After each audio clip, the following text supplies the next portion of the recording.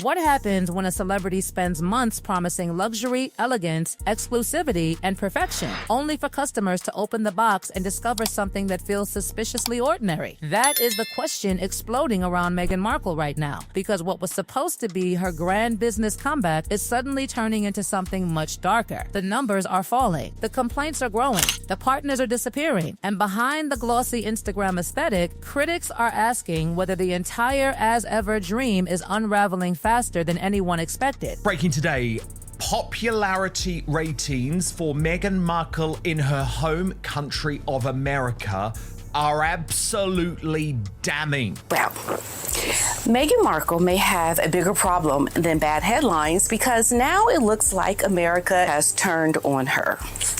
I can't really say that they were already there, but the possibilities of America supporting this woman are completely gone now. The girl has ruined everything. There was nothing about her brand that was good from the start to a distinguishing eye. She was a fraud, what I could see from the beginning, who was just using opportunities to advance herself. Her brand wasn't one built on substance. It was based on using people. The premium you are paying for these products, which I feel like are overpriced, is simply because Meghan is a duchess. No other reason. Oh, God. No, I don't like it. It tastes fake. It tastes bad. It tastes like a cheap... It tastes, I swear, I know everyone thinks I'm fake because I'm hating Meghan. It really doesn't taste good. Overall, guys, what I will say about the packaging is that it looks cheap, especially the tea. I feel like these tins are very cheap. And for somebody who is obsessed with packaging, Meghan Markle, did you know that this sticker is crooked? First impressions are notoriously hard to shake, and the first impressions of As Ever are really bad. For months, Meghan's supporters insisted the brand was a fresh start, a new chapter, a chance to prove that she could build an empire on her own terms. The messaging was carefully crafted. Every product launch was wrapped in beautiful imagery. Every announcement carried the language of authenticity, elegance, and California sophistication.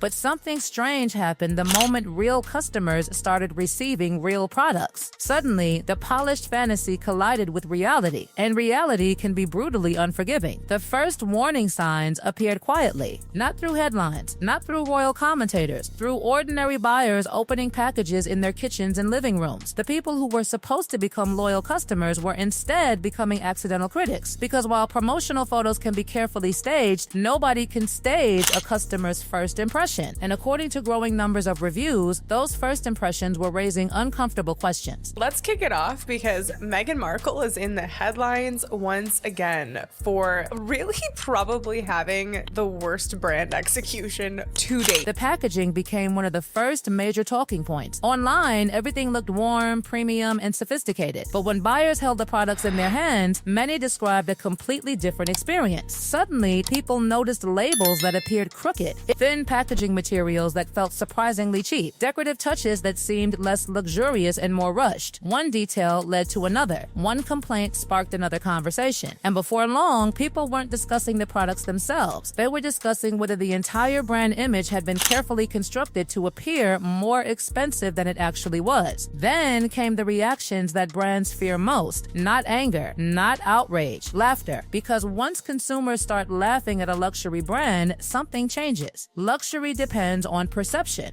It depends on aspiration. It depends on people believing the story being sold. The moment that illusion cracks, every product suddenly faces a microscope. Every flaw becomes evidence. Every inconsistency becomes a clue. And clues were appearing everywhere. Customers started talking about tea products that smelled stronger than they tasted. Others questioned decorative flower sprinkles that looked suspiciously familiar. What was marketed as a unique signature touch quickly became a source of jokes and comparisons. The conversation was no longer about craftsmanship. It was about value. And value is where things became dangerous, because consumers started asking a simple question. If these products are genuinely premium, why do they feel so ordinary? That question spread across social media like wildfire. Suddenly, every product was being examined. Every price tag was being compared. Every claim was being challenged. And the more people looked, the more skeptical they seemed to become. But the real disaster was still waiting around the corner, because every struggling brand has one defining moment, one incident that perfectly perfectly captures everything critics have been saying. One story that becomes impossible to escape. For as ever, many observers believe that moment arrived in the form of a candle. Not just any candle. A luxury candle marketed as part of an exclusive lifestyle experience. Elegant branding, sophisticated descriptions, premium pricing, everything designed to communicate luxury. But when one buyer opened the package on camera, what happened next immediately exploded across social media. The candle reportedly had no wick. Think about that for a moment. A candle that could not function as a candle. The clip spread rapidly. Millions of people watched. Millions more discussed it. And suddenly, one defective product transformed into something much bigger. It became a symbol. Critics weren't just laughing at the candle, they were laughing at what they believed the candle represented. Expensive presentation masking fundamental problems underneath.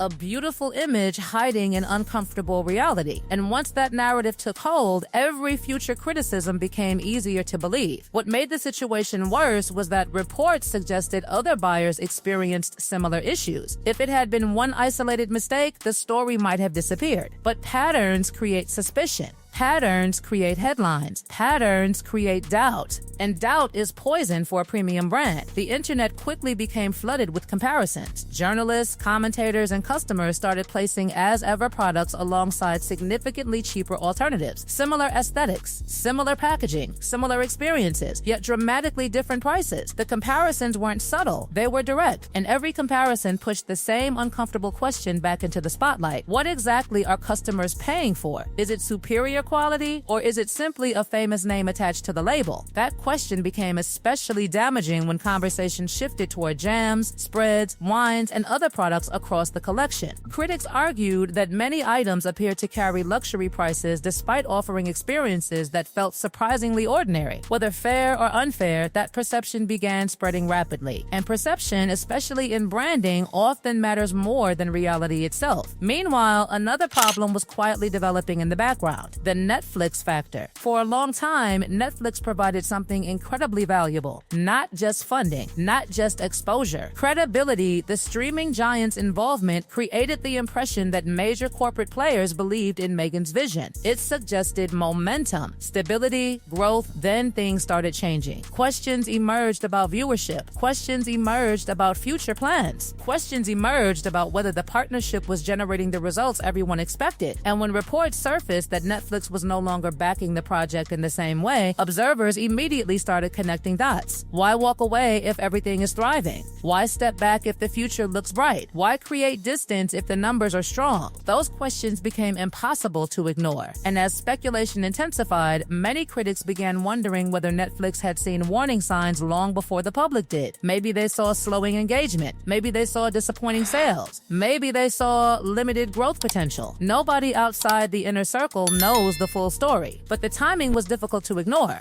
And this is where the story becomes truly uncomfortable for Meghan, because falling traffic is one thing, but falling traffic inside the only market you actually sell to is something else entirely. Reports showed a dramatic decline in American visitors over just a few months. Not international curiosity, not global headlines, actual potential customers. The very people the business depends on appear to be losing interest. And when a premium lifestyle brand starts losing attention before it has fully established itself, alarm bells start ringing everywhere. What makes this even more intriguing is the contradiction sitting at the center of the entire narrative. Publicly, announcements continued to celebrate sold-out products. Headlines appeared praising launches. Positive articles kept appearing. Yet critics kept asking the same question over and over again. Sold out of how many? 50 units? 500? 5,000? Without actual production numbers, many observers argued that the phrase sold out was becoming more of a marketing slogan than proof of overwhelming demand. The mystery surrounding those numbers only fueled further speculation. And then came another troubling detail. Products that were supposedly difficult to obtain were reportedly being spotted elsewhere later. Suddenly, questions emerged about inventory. Questions emerged about distribution. Questions emerged about whether public perception was matching reality. The deeper people looked, the more confusion seemed to appear. But perhaps the most devastating detail wasn't about sales at all. It was about returns. Because dissatisfaction Dissatisfied customers are one thing. Customers returning products before even opening them is something entirely different. Think about what that means. Buyers picking up a package, looking at the presentation, feeling the weight, examining the exterior, and deciding immediately that they didn't want what was inside. That is not a problem with marketing. That is not a problem with public relations. That is a crisis of trust. It suggests that expectations and reality have drifted so far apart that customers are making decisions before the product even gets a chance to prove itself. And trust,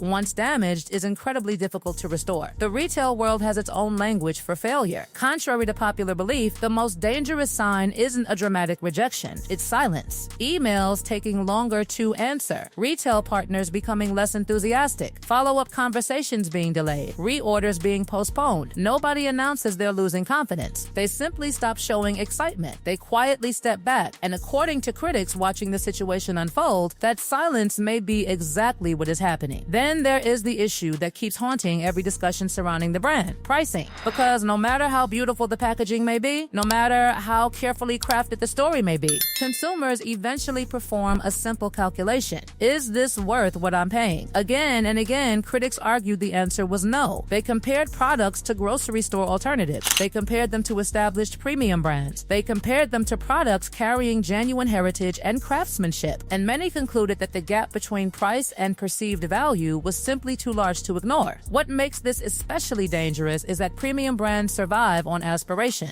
Customers must believe they are buying something exceptional. The moment they begin feeling exploited instead of rewarded, the entire business model starts wobbling. And now, Meghan faces a challenge that may be bigger than any defective candle, any critical review, or any disappointing traffic report. She faces the problem of reputation fatigue, because every new project has been presented as a reinvention. Every launch has been framed as a fresh beginning. Every setback has been followed by another attempt to reset the narrative. But audiences eventually reach a point where they stop listening to promises and start judging results. And according to growing numbers of critics, that moment may have finally arrived. The most fascinating part of this entire saga is that the threat didn't come from royal commentators. It didn't come from tabloids. It didn't come from social media trolls. The threat came from paying customers. The people who actually opened their wallets, the people who actually received the products, the people who were supposed to become the foundation of a lasting business. They became the judges, and their verdict appears increasingly difficult to ignore. Now, as ever, finds itself facing a brutal reality. Questions about quality, questions about value, questions about traffic, questions about partnerships, questions about credibility. Each problem alone might be manageable. Together, they create a storm that becomes harder to navigate with every passing month. And perhaps the most revealing detail of all is this: the conversation is no longer about what Meghan plans to sell next. The conversation is about whether people are still willing to buy it. Because in the end, luxury branding isn't built on headlines. It isn't built on celebrity status. It isn't built on carefully staged photographs. It's built on trust. And when trust starts disappearing, everything else tends to follow. Which leaves one final question hanging over this entire story: is this simply a rough chapter in a larger comeback story? Or are we witnessing the moment the entire As Ever experiment quietly begins to unravel in plain sight? The answer may already be forming behind the scenes, and if the current trajectory continues, the next few months could reveal far more than anyone inside Meghan's camp wants the public to see.